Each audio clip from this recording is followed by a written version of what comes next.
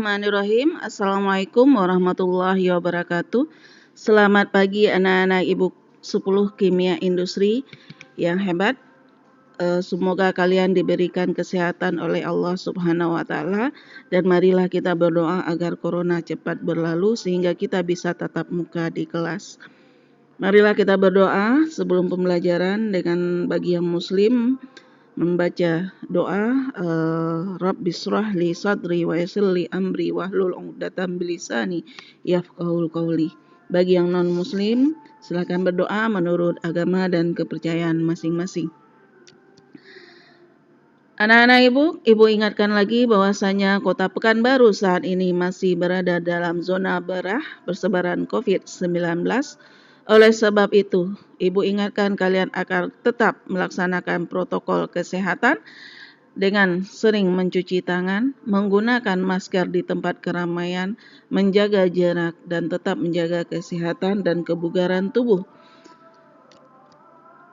Kita berada pada KD 31 yaitu menerapkan prinsip pemantauan area kerja dan KD 41 melaksanakan prosedur pemantauan area kerja. Pada pertemuan sebelumnya, tujuan pembelajaran pertama sudah kita bahas tentang menganalisis konsep area kerja. Pertemuan ini kita masuk kepada tujuan pembelajaran kedua yaitu menganalisis potensi risiko atau bahaya di area kerja. Untuk tujuan pembelajaran 3 dan 4 akan kita bahas pada pertemuan berikutnya. Anak-anak ibu yang hebat, ini kita masuk kepada tujuan pembelajaran kedua, menganalisis potensi risiko atau bahaya di area kerja. Apa yang maksud dengan area kerja? Pada pertemuan sebelumnya sudah kita bahas. Ini adalah salah satu contoh laboratorium yang disebut sebagai area kerja, bahkan area industri juga.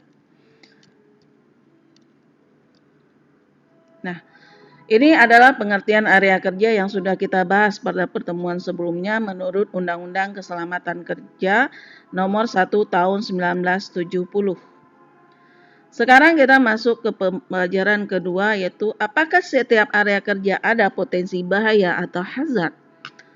Ya, sebelum kita berbicara tentang industri, di sekitar lingkungan rumah kalian silakan amati apa saja. Apakah ada yang berpotensi menimbulkan bahaya kerja? Ini salah satu contohnya. Apakah di rumah kalian ada kondisi yang seperti ini? Kabel colokan yang berseliweran di lantai, ini merupakan sebuah potensi yang menimbulkan bahaya. Salah satunya apa? Kita bisa tersandung. Kemudian apalagi dari segi listriknya nanti bisa menyebabkan konsleting bahkan menyebabkan terjadinya kebakaran. Yang penting dari segi estetika itu kurang enak dipandang mata. Ini juga berada di lingkungan rumah, potensi bahaya di lingkungan rumah, di mana salah satunya ibu perhatikan di sini adalah tabung gas yang diletak di area tengah. Ini juga akan mengganggu aksesibilitas orang lalu lalang dan juga bisa menyebabkan bahaya tersandung dan terjatuh. Perhatikan gambar ini, apakah laboratorium yang bersih dan tertata rapi ini terbebas dari bahaya kerja? Ya, apakah ini tidak ada potensi? Tentu, di sini masih ada potensi risiko atau bahaya kerja yang akan dialami oleh analis yang bekerja. Namun, itu bisa nanti dikelola. Silakan amati peta konsep potensi risiko bahaya di bawah ini. Secara garis besar, potensi bahaya itu dikelompokkan menjadi dua. Yang pertama adalah potensi bahaya yang bisa menyebabkan PAK, penyakit akibat kerja. Jadi, occupational health hazard ini adalah potensi bahaya yang bisa mengganggu kesehatan. Yang kedua adalah potensi bahaya yang bisa yang bisa menyebabkan kecelakaan kerja yang disebut dengan occupational safety hazard.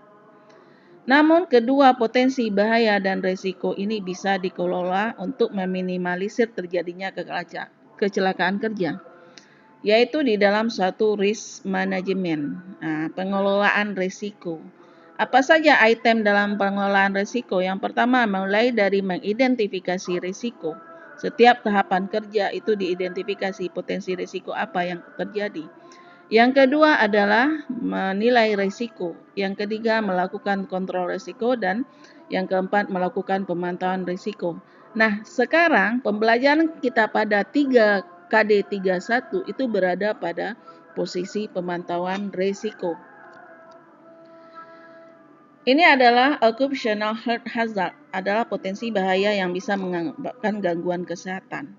Yang bisa menyebabkan gangguan kesehatan ada 4 faktor. Yang pertama faktor risiko kelas A, di antaranya faktor fisik, kimia, biologi, dan ergonomi. Yang kedua faktor risiko kelas B yaitu bahaya listrik. Yang ketiga faktor risiko kelas C yaitu sanitasi yang buruk. Yang keempat faktor risiko kelas D yaitu psikologis. Mari kita lihat satu persatu. Faktor risiko kelas A yang disebabkan oleh bahan kimia. Penggunaan dan pengelolaan bahan kimia harus mengikuti aturan Material Safety Data Sheet, ya. Kemudian, aturan Material Safety Data Sheet kita bahas lebih lanjut pada KD 35. Namun sedikit Ibu kasih gambaran, apa itu MSDS? MSDS itu berisikan tentang informasi tentang bahan kimia. Ini salah satu yang ada cover di label yang ada di botol. Mulai dari sifat fisik kimianya, mulai dari cara penanggulangannya, cara penyimpanannya, cara penanganannya, cara apabila kita kena tertumpahannya bagaimana. Nah, itu dipelajari di dalam MSDS. Nah, sebagian besar sudah ditulis biasanya untuk bahan-bahan yang produk merch itu sudah ditulis di label produk. Kemudian faktor risiko fisik A lainnya itu adalah fisik. Ya, kebisingan. Kebisingan itu berasal dari mesin yang berputar dan yang bergetar. Bisa juga dari steam. Kebisingan dapat menyebabkan tuli sementara dan tuli permanen.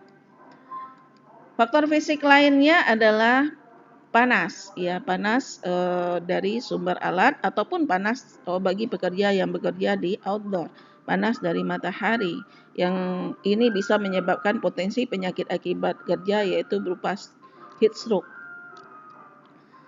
Kemudian faktor fisik lainnya yang dapat mengganggu saluran pernafasan atas dan saluran pernafasan bawah yaitu debu, asap. Faktor risiko kelas B, A maksudnya ini masih faktor risiko A tapi bagian biologi. Contohnya adalah faktor risiko yang ditimbulkan oleh bakteri, virus. Nah, ini salah satu virus yang lagi fenomenal saat ini, virus corona. Sementara virus-virus lainnya seperti influenza dan HIV. Yang ini adalah faktor biologi yang disebut dengan penjamuran. Salah satu bioskop selama masa pandemi tidak dioperasikan sehingga berjamur. Kemudian mikroorganisme lainnya seperti serangga, kecoak, tikus, pelapukan bahan organik lainnya, feses, urin, dan mikroorganisme lainnya. Ini semua digolongkan kepada faktor risiko biologi yang berpotensi menimbulkan penyakit akibat kerja. Kemudian faktor A lainnya adalah ergonomis. Ya, ergonomis itu adalah posisi kerja. Seorang mekanik otomotif yang bekerja dengan posisi berdiri antara duduk dan berdiri yang tidak benar. Ini bisa menyebabkan gangguan tulang dan sakit bagian tulang punggung. Ini gambar kedua adalah operator yang di industri yang selalu berdiri, menyebabkan kaki jadi kejang. Ini adalah posisi duduk yang tidak benar di kantor. Apalagi kalian seorang pelajar di kelas, sudah belajar tentang K3, duduklah dengan posisi yang benar seperti ini. Kemudian posisi mengangkat barang di gudang juga dapat menimbulkan penyakit akibat kerja seperti gangguan tulang, keseleo, dan sebagainya. Jadi ini disebut dengan faktor ergonomi. Oke anak-anak ibu, untuk faktor potensi risiko kedua adalah faktor potensi risiko yang bisa menyebabkan kecelakaan kerja. Ini salah satunya adalah faktor risiko B atau faktor risiko yang disebabkan oleh listrik. Terjadinya kejut listrik, panas listrik, dan medan listrik yang dapat menyebabkan terjadinya konsleting dan kebakaran. Untuk potensi risiko kelas C itu adalah penyediaan sanitasi yang buruk. Ya, sarana MCK yang tidak baik, yang tidak ada, sarana pembuang fasilitas limbah yang kurang, sarana penyediaan P3K yang tidak memadai, Nah, itu adalah berkaitan dengan fasilitas sanitasi. Ketersediaan air bersih juga sangat penting untuk mencegah terjadinya gangguan kesehatan dan selama bekerja. Kemudian faktor resiko D itu adalah faktor resiko yang disebabkan oleh psikologis.